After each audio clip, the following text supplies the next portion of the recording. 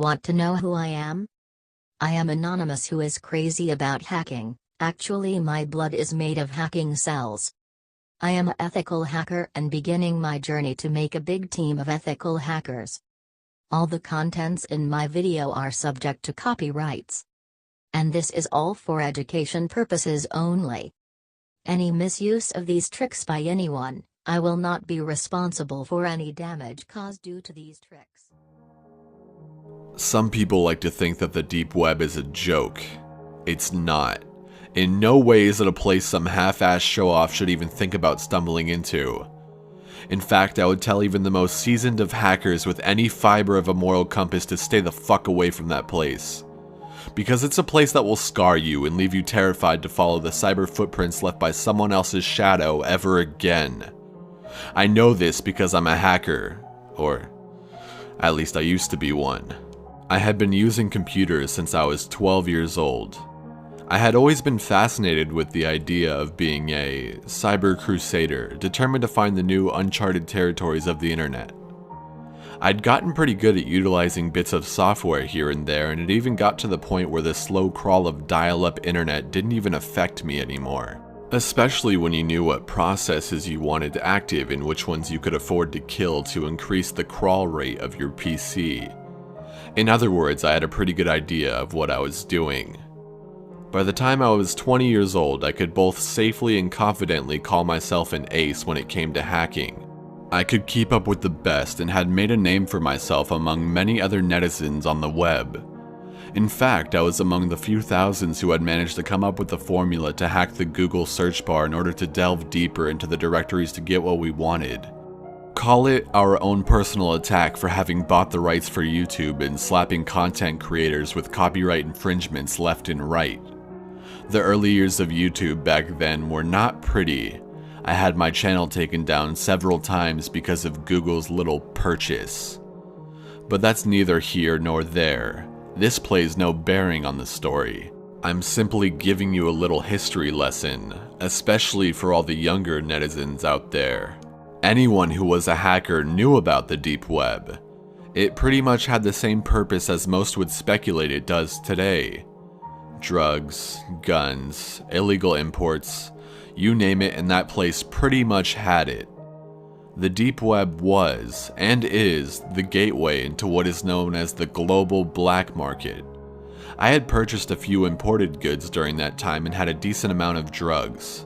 It was about halfway through the first semester at my school. Sophomore year of college was my time to be stoned almost constantly, so I was a regular customer on the digital black market. Most of my friends came to me for the hookup, and I could always cut them a pretty good deal based on my frequent interactions with sellers on the net. To access the deep web, you didn't have things like Tor browsers, not back then. To access the darker side of the web, you needed to know what you were doing. Ghost hacking, proxies, parent directories, backdoors, scramblers, dump sites. These are all terms hackers utilized years back and when Java was not as prevalent in browsers as they are today. Back in the day, it was often referred to as the dark net. I don't know when it transitioned into the deep web and I don't really care. I'm never going back. I had just gotten some new equipment for my computer. The CRT I had been using finally quit, and after ordering a new monitor and some more RAM, I was pretty set to go.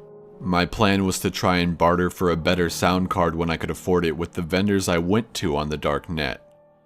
I was setting up to do a little bit of gaming when I noticed I had an alert from one of my net friends saying they had stumbled across something interesting. A series of black boxes that, when opened, seemed to lead you down another web directory. It was like tunneling, but more vast. Knowing my curious nature, he had passed the information on to me, knowing I would want to follow up on this information. I was one of the few vagrant hackers in my circle, an explorer, mindlessly taking one path and then another and opening up a door and seeing where it goes. Most times you would come across a treasure trove of information, or a dead end. He hadn't cut any corners when he broke down everything to me. His start point, the different pathways he had taken, how often he had reset his IP address per 30 to 45 seconds, what protocols he had used to cover up his trail, and the level of encryption that he had encountered with each box and how long it had taken him to reach the next one. 7 boxes he had come across, and upon reaching the 7th is where he'd gotten stuck. Challenge accepted. I quickly glanced over the data, already booting up the ghost hacks and IP scramblers. I needed to have what was in front of me knocked out of the way, as well as being able to cover my own ass.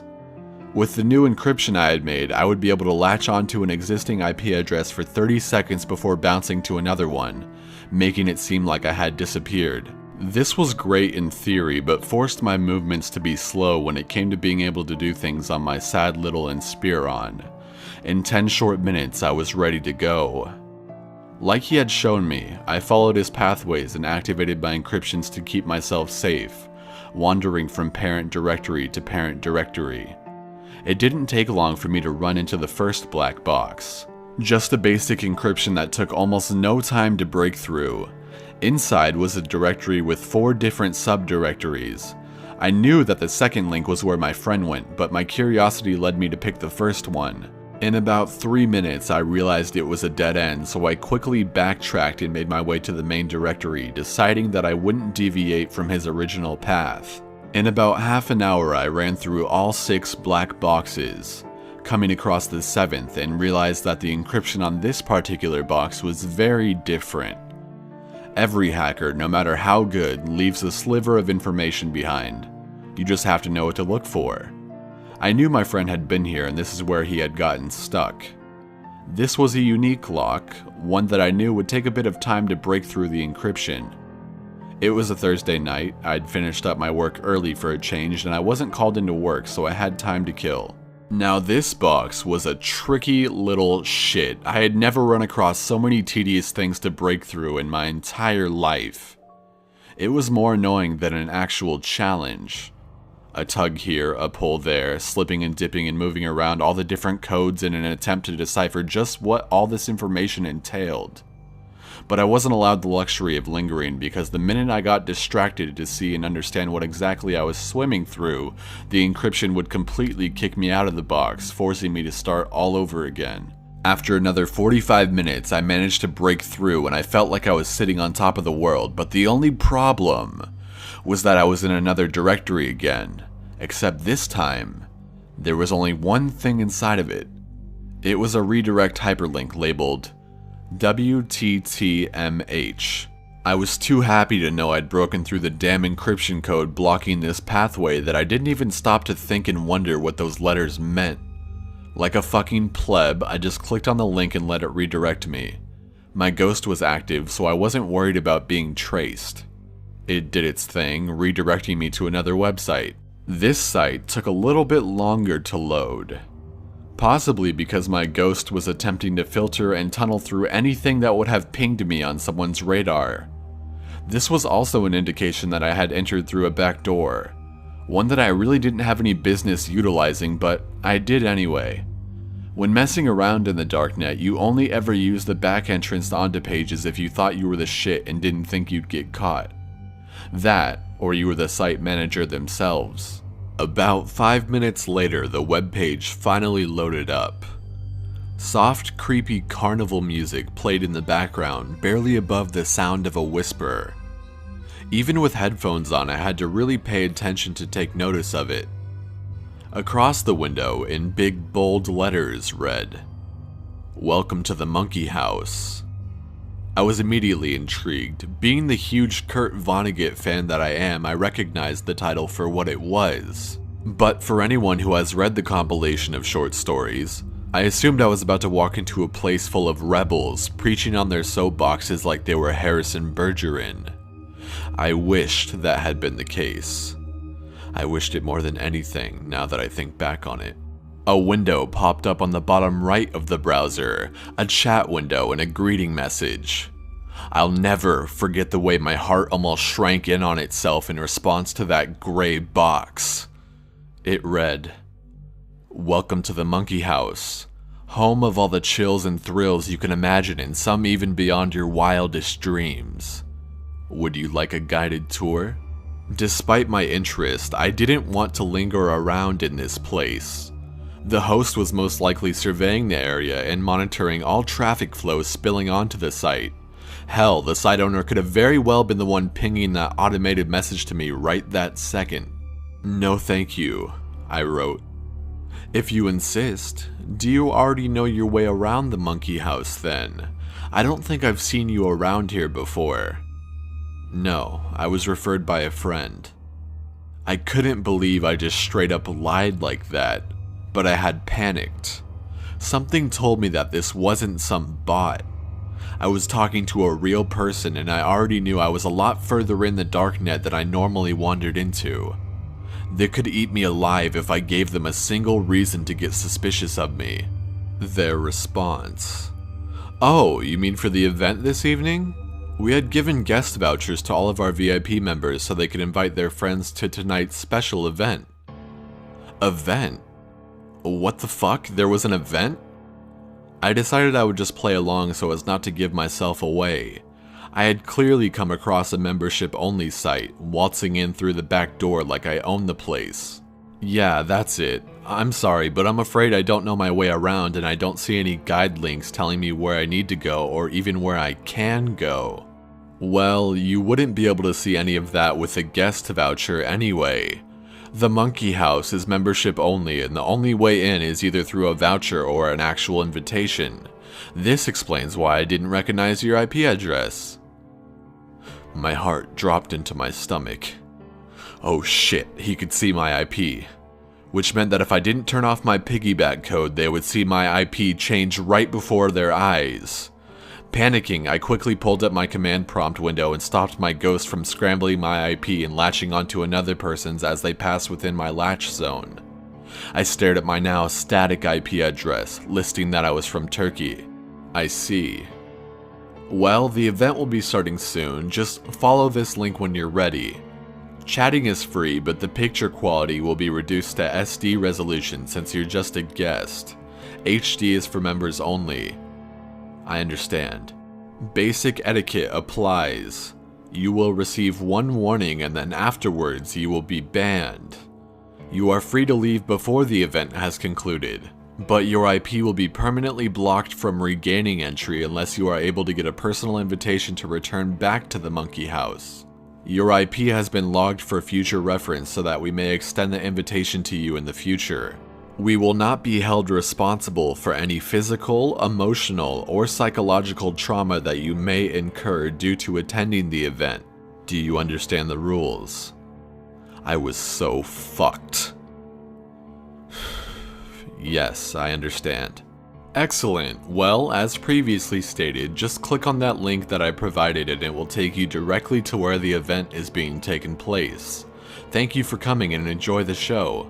The window disappeared off my screen and all I could do was stare at the website, the dark carnival music continuing to play softly in the background.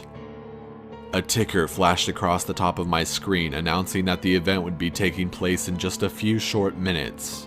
I suspected that I was still being monitored, so I clicked on a link and it redirected me to another page, where a graphic of a stage and velvet red curtains were drawn.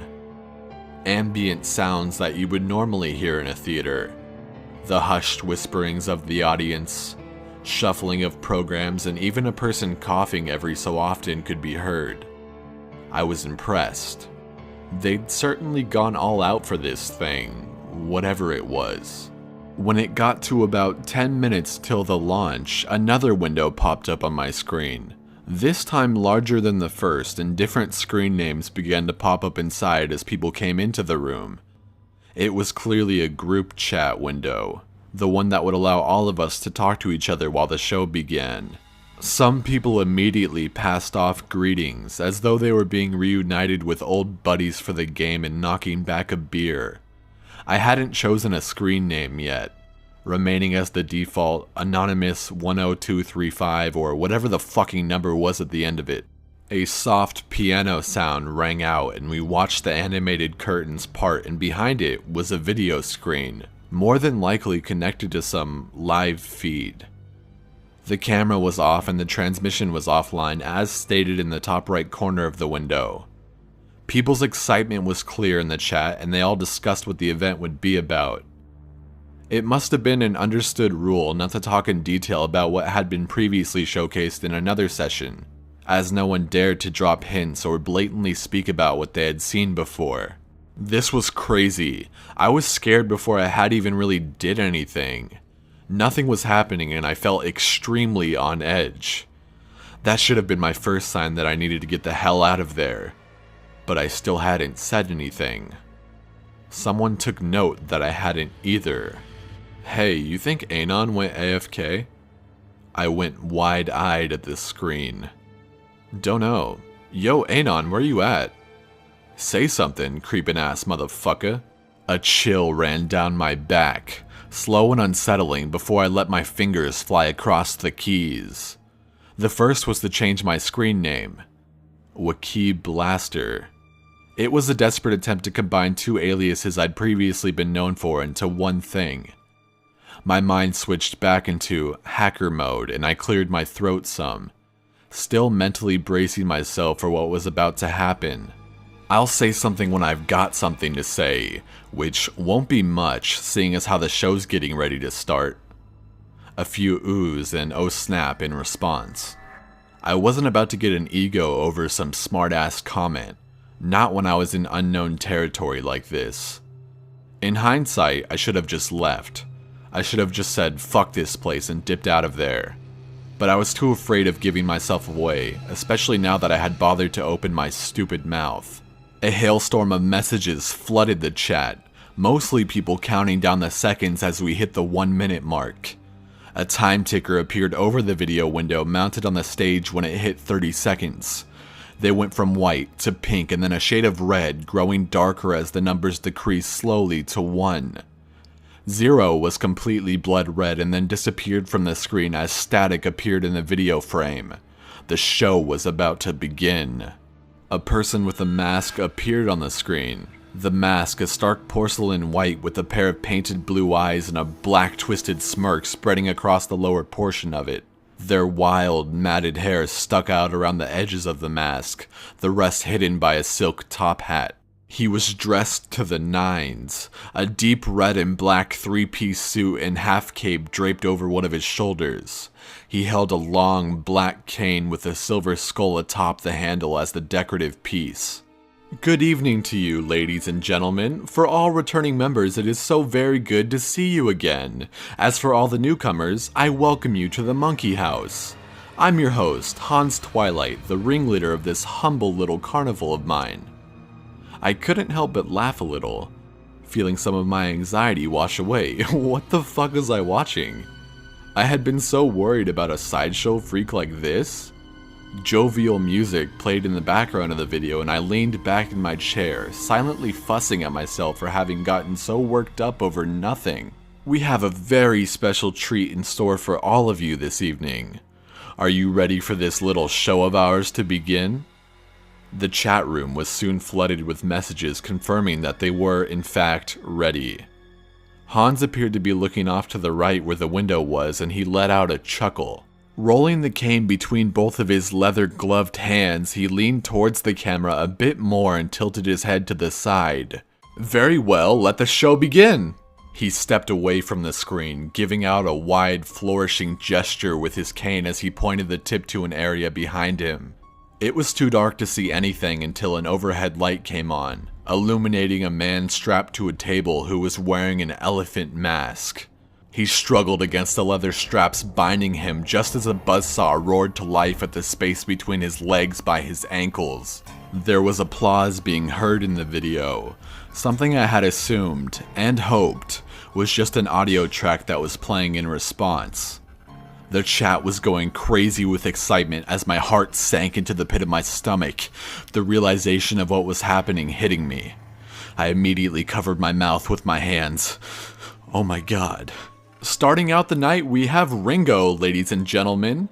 You all casted your votes last week and we held a little competition to see who this week's winning executioner would be. Trixie Mir 571, you are this week's winner and get to choose how each of our 3 attractions get to die. Your entry, Death by Table Saw, is what helped you win the competition, so here it is. I watched as that very screen name began to type out her gleeful screams and everyone else congratulated her. All except me. Did no one care about the muffled screams of the man strapped to the fucking table saw? What the fuck is wrong with these people?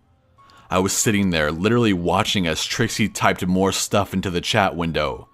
I wanted to tell myself that this wasn't real, that this couldn't be real, but as Trixie typed out that she wanted the man to be slowly inched forward towards the saw, it became horrifically clear that this was in fact real. Two men unstrapped his restraints and the elephant man immediately began fighting against them. Sadly, the other guys were bigger and stronger than him, each grasping for his respective wrists and ankles. His screams began to elevate as his legs were spread and arms held straight up above him. The sound of blades cutting into human flesh is no different than the sound of a butcher carving into a hunk of meat. The hum of the buzzsaw escalated as soon as it made contact, and the spray of blood that followed made me turn my head and cover my mouth. Elephant Man's screams were now a high-pitched squeal, and had I not been so afraid of vomiting, I would have used both of my hands to cover my ears. So I was greeted by the sounds of death while closing my eyes. I couldn't watch, I just couldn't, but the sound of meat being sawed through, the cracking of bones and the spray of blood intermingled with the horrible sounds of his screams would be forever burned into my mind. I ignored these sick bastards in the chat room because they were clearly all getting their fucking rocks off on this shit. During my time moving around in the darknet, I had heard rumors about stuff like this. These twisted shows with nothing but horrible people and guaranteed deaths for their victims. Each member paid monthly dues or some other bullshit, and the worst part was that the general public wanted more. They paid to watch people get tortured and killed and then cast aside without much of a care in the world. It was fucking murder. It felt forever before only silence remained in that place. That fucking audience applause track played again along with the dark carnival music. It wasn't until I opened my eyes to look back at my computer screen that I realized I had been crying. Never in my 20 years of life had I ever experienced anything so fucking messed up. I was that young person who had grown up believing in the good in everyone, that all people deserved a second chance. Not these guys. They all needed to be dumped off in a nuclear waste zone and left there to fend for themselves. Every single one of them. But I couldn't call them out on it. I couldn't threaten to tell the cops either. It would have been nothing for one of those guys on his team, or even the actual site host, to look at my static IP and realize I was actually piggybacking off of someone else. And without a way to escape, they'd zero in on my true IP address and quite possibly hunt me down. Actually, no. Scratch that. They would hunt me down. I tried to exit out of the browser just to pull myself out of that nightmare. My browser wouldn't close, not even hard killing it through the task manager did anything. Some kind of script on the site was preventing me, and everyone else, from being able to close the browser. We were locked in. We couldn't get out. I couldn't get out. Well, that was certainly colorful, wasn't it? Let's have Bridget come out now. The next victim was brought out. A young woman wearing a tiger mask. She was sitting in a clawfoot bathtub filled with water, a live battery and jumper cable situated on a table nearby. No, fuck! I didn't care anymore. I couldn't watch another second of this. I activated my command prompt. I was going to kill these scripts one at a time if I needed to. I just needed to make enough of a hole for me to wiggle out of. Just enough to get myself out and have it seal itself shut behind me. Since I assumed I was the only one trying to get out, then a couple of scripts dying here and there wouldn't bring me any unwanted attention. The very second I killed one script, a separate chat window popped up onto my screen. I've been waiting on you to make your move. My mouth went dry almost instantly, my hands frozen as they hovered above the keyboard. No, they couldn't have noticed that. It was just some basic insignificant code that wouldn't have affected any of the scripts on the current page. It was just some silent background coding. I decided to play dumb. What are you talking about? You think I don't recognize a fucking ghost hacker when I see one? God fucking damn it. I had been so careless, I knew I had. I should have never let my curiosity get the better of me. I'll give you some credit though. I know you're not in Turkey, but you're doing a fan-fucking-tastic job of misdirecting me from your real one. Now I was scared. I was fucking terrified. This person was trying to put a crack in the only shield of protection I had in this place. If I had known this was going to happen, I wouldn't have bothered making my IP static in the first place. My misdirection sequence would only be successful for so long before it finally lost its effect and I would be discovered. This was my first time running across another hacker with malicious intent against me. I didn't know what I would expect or what would come of me the moment I was caught, but I didn't care anymore. Without blinking, I reached behind my rig and pulled the power supply cord loose from the machine.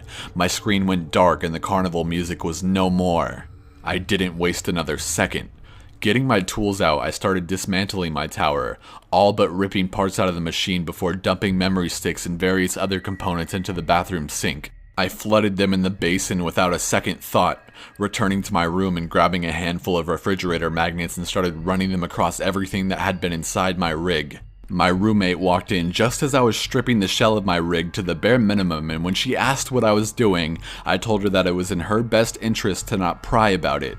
Not that I would have told her anyway. It's safe to assume I tore the ever-living shit out of my machine. It's also safe to assume that for the next 6 months, I didn't go anywhere near a computer that wasn't part of campus property, and outside of my school email, I erased all of my previous emails and messenger names, even the ones dating back as far as middle school. I did everything I could to erase my very existence off the internet world for a time and stop being a hacker altogether. I hadn't even let any of my contacts know I was going off the grid on the net. Maybe it was better for them not to know. I never did tell my friend that I managed to break through that last black box. I still haven't, even after all these years. I don't know if that place is still running or not, or if after 8 years the person in charge finally just had enough and threw it all away. To tell you the truth, I don't want to know either. I took one thing from that experience and made one wish, that for the rest of my life, I never see a message addressed to me saying, "Welcome to the monkey house."